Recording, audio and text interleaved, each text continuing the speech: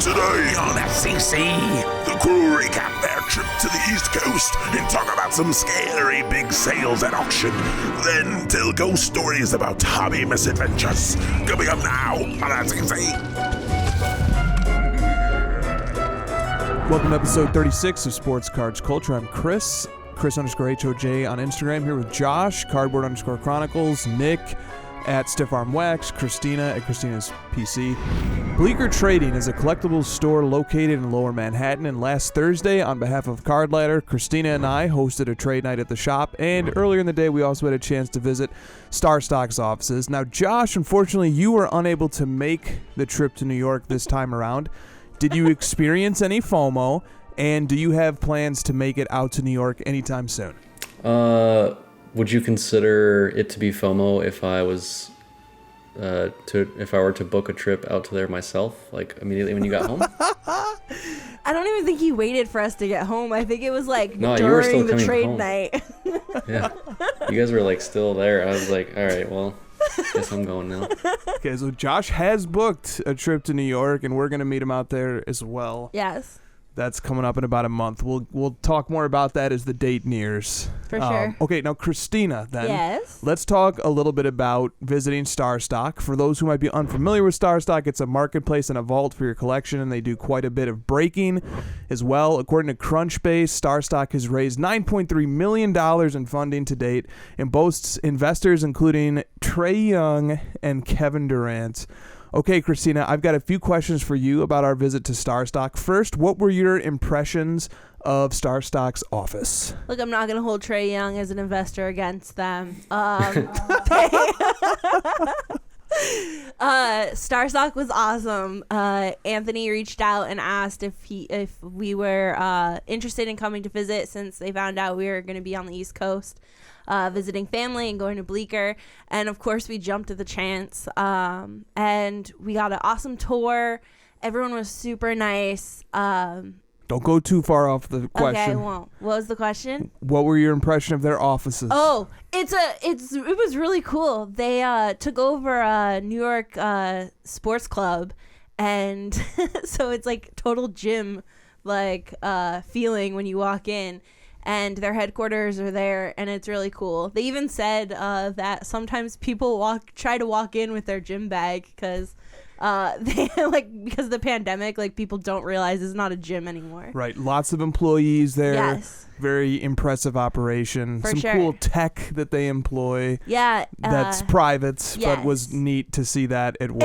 And they have an amazing sealed wax room. They do? Okay, well, That was really cool. Speaking of which, they had something fun planned for us when we arrived. What was it?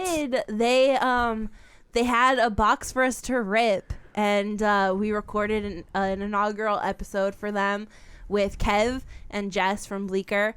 And what big thing happened that was crazy?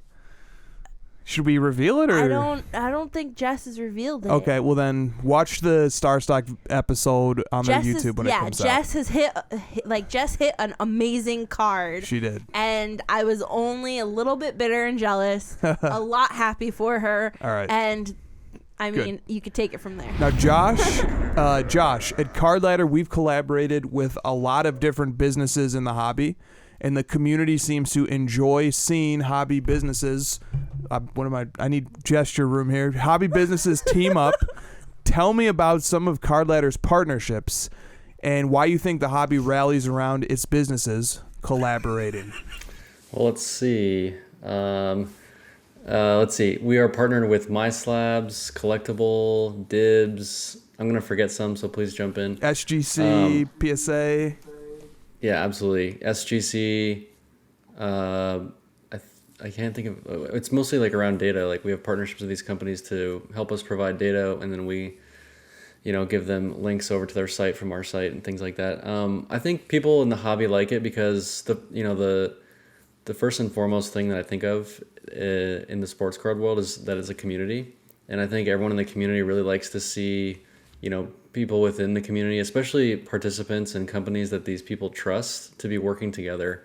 This isn't something that we're really open to, having like a Walmart takeover necessarily. I know that potentially is coming down the pipe, but there's still a lot of affinity in the hobby towards small businesses and, especially these companies that have faces to these companies, people that have been in the hobby for a long time and, people that are trustworthy within the community. So I think that's probably why. And having them team up is just, it's kind of like, your friends getting together and working on something and, that always gets people excited. No doubt. And at Card Ladder, we're constantly looking to find ways to collaborate with other businesses that make sense. We're not going to force it, but content creators, businesses, marketplaces, and so on and so forth, always happy to collaborate if it can be mutually beneficial and makes sense and it's not forced. Right? I think that's fair. Okay, so Kristina. Yes. After StarStock, we drove down to Manhattan, which Yes, we was a did. beautiful drive along the ocean, and then we got to Bleecker for trading. Now, describe Bleecker's location and store. How accessible is it? How did you enjoy the hobby experience of the store? Well, I mean, even punching in the address into our phone, we knew it was a good omen because they're on Christopher Street in the West Village. Good street. So, so we drove from StarStock to Bleecker, and like Chris said, it was a very pretty drive along one of the rivers. I just said it was along the ocean. Yeah, but it wasn't the ocean. That's why I'm trying to clarify. It was, actually. I looked at a map before I did this. I saw the 95 runs right down the ocean. Yeah, 95, but where we were to New York was not the ocean. Then we took the ocean to get to StarStock. Yeah. All right. Yeah, that's what I'm saying. Okay, Go anyway. You could have just let it ride, too. Anyway, I could have, go but on. it's me, so I couldn't. So the store is 2 storefronts and this like club feel, like lounge feel of like behind the 2 storefronts is this huge, gorgeous patio in Manhattan. So like, oh my God. But it's like beautiful. Like Now, once we were there, trade night was a blast. We saw It was. lots of old hobby friends, made new Yes. ones. yes. Mark, Jacob, Jess, and the Bleecker team were gracious and hospitable hosts. Amazing. For me, the highlight of the night, what do you think it was? Watching Luca play in the back. No, because he lost by a lot. Instead, to Trey Young, StarStock investor, the highlight of the night was when everyone gathered around the projector to watch the yes. TBS special about sports cards that was hosted by Adam Lefkoe. It featured Lefkoe interviewing Golden, and it was filmed at Bleecker. It was. So yeah. it was very celebratory. It And was. It was awesome. Card Ladder even made an appearance in that video. Small appearance. Yes.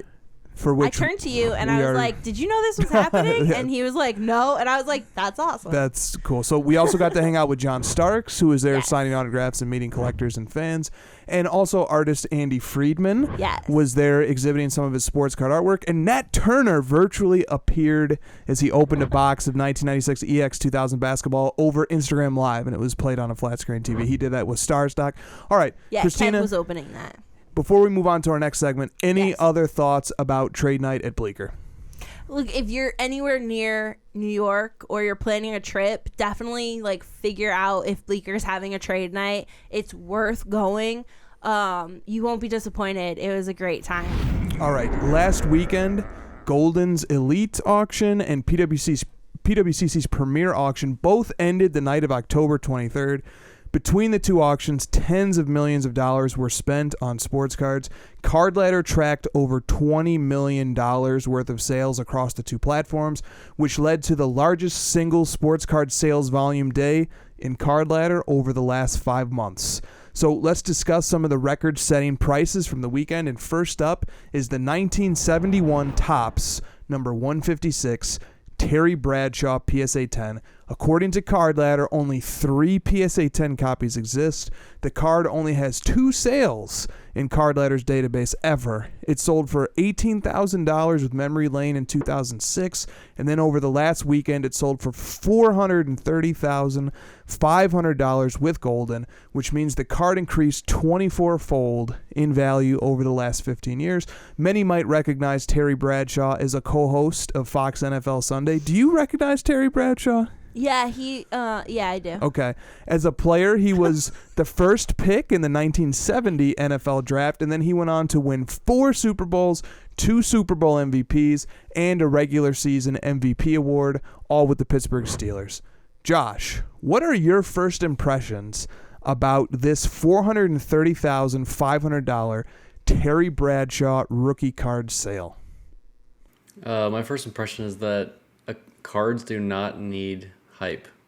They don't need Instagram accounts continuously blasting the same, players over and over. I honestly didn't even know Terry Bradshaw had a rookie card, and it sold for $430,000. So there's people out there that collect everything. There's obviously some sort of Terry Bradshaw collector base that I was unaware of, because all I see on Instagram is, Herbert and Mahomes and Brady all over and over. And this card, has sold quite a bit more than a lot of that stuff. And I know that this is really his only rookie card, and it's a Pop 3, but still, it's a pretty staggering number for someone that's not really, talked about in the hobby. And my impression is just that we don't need that much hype. Now, when Nat Turner joined us on the crossover a few weeks ago, he called attention to vintage football as an area potentially poised for growth in the hobby. And by the way, you can watch every replay of the crossover, which originally is live on Instagram Friday nights late, but you can watch the replays on the Card Ladder YouTube account. Okay, so Josh, does this sale prove that Nat was right about vintage football? I mean, yeah, I guess it happened pretty quickly after he mentioned it. I don't know if did he win this we card? We did end up getting hype over football, and that's what caused the sale. No, I don't. I just don't think like one comment on a Instagram live is gonna cause someone to spend $430,000. I think there has to be a real market there and a real set of people that are after that card. So he's definitely right about football at this point. I've seen a lot of great vintage football sales, and it's a fun market. So the data's there. All right, the second card I want to talk about is the 1993 Finest All-Stars Refractor, number 110, Ken Griffey Jr., PSA 10. According to Card Ladder, this card has a population of 42 in a PSA 10, and it set an all-time high last weekend when it sold for $22,200 with Heritage Auctions. The card sold for a little over $11,000 10 months ago, so it is nearly doubled in price since the last sale. Using the References tab on Card Ladder, what's the References tab on Card Ladder, Kristina? I have no idea. What's the references Good. Then tab this is on going to be Card educational. Ladder? This is going to be educational for all. The References tab on Card Ladder is at the bottom of the cards profile. You've filled it out a million times and you've been adding cards. Oh, okay. I don't think Chris knows what a tab is. That's not a tab. Yeah, but it's on the page. It's not a tab. The References footer section. Yeah, like, I was like thinking, like, is there a new feature It's next to the ocean. Okay, I'm sorry, Kristina. I said the wrong word, tab. Okay. The you References threw me. section. Yes, the reference section. That's where we link out to. That's where we link out to the checklist, perhaps a video show off of the card, potentially. We even sometimes for like Panini cards put up their blog if they're previewing the entire set. Right. Yeah, it's just background. We sometimes link out to podcasts that have talked about that set or card. Where? How do you, if you want to get to it, it's at the Scroll bottom. all the way down to the bottom. Okay, so go to the bottom of the card profile. Now, using the References section on this card's profile, you can access the Cardboard Connection page as one of the links that teaches about 1993 Finest Baseball product. And Cardboard Connection notes that the 1993 Finest Baseball product was the first chromium base set ever made, and the product also introduced refractor parallel technology to the hobby. So, Josh, this Griffey sale actually makes it the highest valued 1993 Finest card in existence across sports. Its nearest competitor is the 93 Finest refractor for Jordan, which last sold for $17,000 in May in a PSA 10 holder, and the pop on that one is 41, so basically identical to the Griffey. So Card Ladder's player index shows that Ken Griffey Jr.'s market is up 16% over the last quarter. What do you think about collecting 90s baseball cards like this one of Ken Griffey Jr.? Yeah, it's like that card in specifically, but Ken Griffey and 90s is kind of like the intersection of like nostalgia overload for people in our age group. Like, I just remember Ken Griffey being on the cover of video games and being extremely popular back in the 90s. So it makes a lot of sense that people now have started to, pay up big dollars for some of his rare items. And, the first ever finest refractor, the first chromium, like these kind of things are really interesting to me, and they have a lot of historical significance. So it makes a lot of sense to me why someone would want to pay that much for Griffey. I don't know if he could outsell the Jordan, if they went out for auction at the same time. I'm a little bit skeptical of that, but it's still a pretty staggering sale. Yeah, it is. Baseball 90s, speaking of those Instagram accounts, it doesn't get talked about very much, although there are some more extroverted Griffey collectors appearing on Instagram and sharing some of their collections, which is nice. But you don't really hear much about 90s baseball, just like you don't hear much about Terry Bradshaw. And yet, here the first two sales we're highlighting, crazy record highs, are of those cards.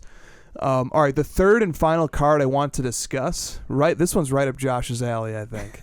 The 2019 Optic Kyler Murray gold vinyl 1/1 BGS 9. This card set a record high when it sold for $34,000 with gold in last weekend. The card previously sold for just under $18,000 11 months ago, so it has almost doubled in price since that sale. All right, Josh, Kyler Murray's team is 7-0 with signature victories over the Rams, the Titans, and the Browns. Kyler has the fourth highest QBR in the league and is currently the third highest favorite in MVP odds, according to FanDuel's Sportsbook. Wait, are we already in week 8 of football? Yes. Oh, yes. By any measure, Kyler is having a breakout season. What is your take on this $33,000 sale of the Optic Gold Vinyl 1/1 Kyler Murray rookie card? Well, our fans of crossover will love my answer. Undervalued. I do not own a single Kyler Murray card. I am just a very strong Arizona Cardinals fan, so let me have my victory lap on Kyler Murray and enjoy the season as much as I can. I think it's a strong sale for sure, but when I see like Herbert cards, sticker autos selling for $200,000, I feel like Kyler Murray's, it makes a lot of sense to me, like why something would sell for this much of Murray. And I'm not going to say it should sell for more, but compared to some other players of his same age group, I think he's pretty fairly valued, if not undervalued. So probably, I think the buyer is really happy taking home a 1/1. And it's also like a true 1/1. It's not a sticker. It's not a like parallel. It's the true like Optic 1/1. It's the Optic Gold Vinyl 1/1, the sort of the heir apparent to the Topps Chrome Superfractor, if I may. Absolutely gorgeous card. Okay, the show's notes end here, but Nick, the show's producer, gave me an idea before the show, so let's just try this idea out. In the spirit of Halloween, the question that he suggested we ask is what? Go ahead. I don't even remember. No, it was like, I don't even know how to phrase it. What's your scariest? Spooky Okay, moment. and Kristina had a good one already, so we'll let her go first. Kristina, what is your scariest moment in the hobby? Well, once I was ripping a box and I pulled a redemption. Nick, what is the scariest hobby moment you can think of? Well, one time when I was getting one of my Gridiron Kings, I was going after Kyler Murray, actually. And it was a PSA 10. I don't have any graded ones of his auto. I think that year's out of 49. Went to place a bid. I was sniping at the end, but then I lost it. Oof. It was extremely terrifying. And I have yet to get an auto Kyler Murray Gridiron King. He's a ghost. Not only was that one terrifying, but it continues to haunt him to this day. Ooh. Josh, have we given you enough time to think of a scary moment in your hobby experience? Well, I'm not going to do the voice. I sent some cards in to get graded. I'm not going to say the grading company, but I got it sent in. I think I sent it in like October of 2020, and it was in their offices and remained there through a shutdown, I think a second shutdown, a pricing change. The hobby basically had exploded in February. By the time I got the cards back, I opened the box and the return. I think I got them back in like, August of this year. So almost like 10 months. I forgot what cards I had sent. I looked at them like, I don't even remember buying these. I was scrolling through eBay, had like given up the history of that thing. It was so old, like they didn't even track it anymore. It was just, I didn't even know what cards they were. That's pretty scary. My scary moment was when I middlemanned a deal involving 2 very expensive cards. One of them I was picking up for a guy in Los Angeles to send to a guy in Asia. And so my job was to make sure the card got to a freight forwarding company in San Francisco. And I didn't really think anything of it at the time. But after I dropped the card off at FedEx, I was like, man, if this card doesn't make it to the freight forwarding system somehow, I'm responsible for that. I was the person who handled the card and put it in the mail. And so that was a 24-hour period of a little bit of nervousness and a little bit of fright as I awaited that card reaching its destination and finally getting confirmation that the card had been received. So something to think about if you're middlemaning a deal. See, that's terrifying. I don't know if I'll be able to sleep tonight. All right, that's going to do it for this first ever Halloween issue of Sports Cards Culture. Issue? It's an issue. It's an edition. A comic book? It's a tab. It's an issue. It's the ocean. We're on it today. A wire in my brain got moved over, and now I'm going to all the adjacent terms instead of the right one. That's what happens when 3 auction houses closes in one weekend. See you guys next week.